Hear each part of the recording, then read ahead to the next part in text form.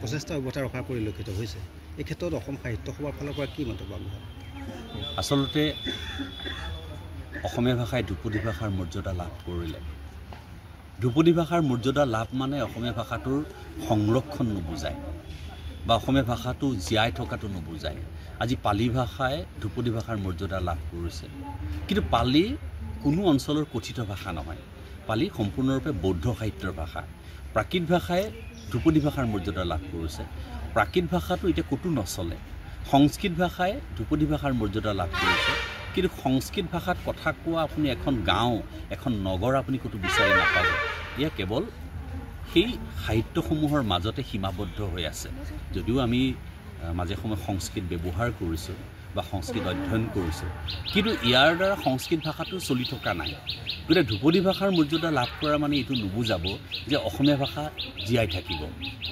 ভাষা তেতিয়াহে জীয়াই থাকিব আমি ভাষাটোক প্ৰত্যেকেই প্ৰতিঘৰ মানুহেই নিজৰ ঘৰখনৰ পৰা ভাষাটোক জীয়াই ৰখাৰ সংগ্ৰামখন আমি অব্যাহত ৰাখিব লাগিব এতিয়া অপশক্তিয়ে চাৰিওফালৰ পৰা আমাক নিশকটীয়া কৰিবৰ কাৰণে চেষ্টা কৰি আহিছে যি কাৰণত ডক্টৰ ভূপেন হাজৰিকাই গাই থৈ গৈছিল যে আমি অসমীয়া নহওঁ দুখীয়া বুলি সান্তনা লভিলে নহ'ব আমি আচলতে লাহে লাহে সংখ্যালঘুত পৰিণত হ'ম নেকি এনেকুৱা চিন্তা চেতনায়ো মাজে মাজে আমাক শংকিত নকৰা নহয় ভাষাও যথেষ্ট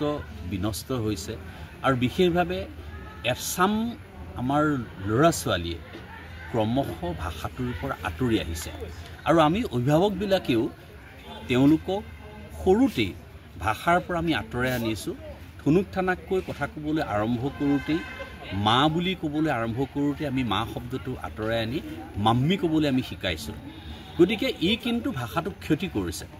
সেইকাৰণে আমি এইখিনি সময়ত আমি প্ৰত্যেকজন মানুহে আমি সচেতন ভূমিকা ল'ব লাগিব লোকপিয়ল আহি আছে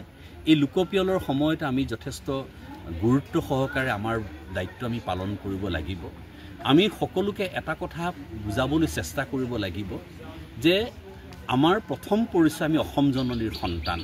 আমি অসমত বসবাস কৰিছোঁ অসমত বিভিন্ন জাতি জনগোষ্ঠীৰ লোকে বসবাস কৰে আমাৰ জনগোষ্ঠীয় এটা সুকীয়া পৰিচয় থাকিব পাৰে আজি মই কোচ ৰাজবংশীৰ সন্তান মোৰ পূৰ্বপুৰুষৰ এটা দিশত আহোমসকলৰ লগত সম্পৰ্ক আছে কিন্তু সেইটো মোৰ প্ৰথম পৰিচয় নহয় মই অসম জননীৰ সন্তান অসম জননীয়ে মোক ঠাই দিছে অসমীয়া ভাষা সাহিত্যক মই ভাল পাওঁ অসমীয়া ভাষা সাহিত্যক চৰ্চা কৰিছোঁ গতিকে মোৰ প্ৰথম পৰিচয় মই অসমীয়া গতিকে অসমত থকা প্ৰত্যেকগৰাকী ভাৰতীয় নাগৰিকে যিসকলে অসমক ভাল পায় অসমক জন্মভূমি বুলি হিচাপে গ্ৰহণ কৰিছে প্ৰত্যেকেই আচলতে নিজকে অসমীয়া বুলি পৰিচয় দিব লাগে আৰু প্ৰত্যেকেই লোকপিয়লত অসমীয়া বুলি লিখিব লাগে আমি ঘৰত প্ৰত্যেকেই স্থানীয় ভাষা ব্যৱহাৰ কৰিব পাৰোঁ ঘৰুৱা ভাষা ব্যৱহাৰ কৰিব পাৰোঁ সেইটো এটা বেলেগ কথা কিন্তু অসমীয়া ভাষাটো যিহেতু এটা সাৰ্বজনীন ভাষা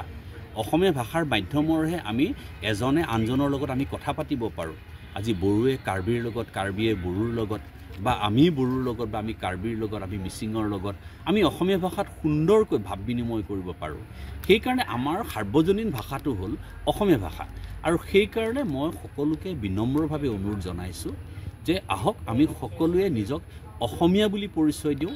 আৰু আমাৰ যে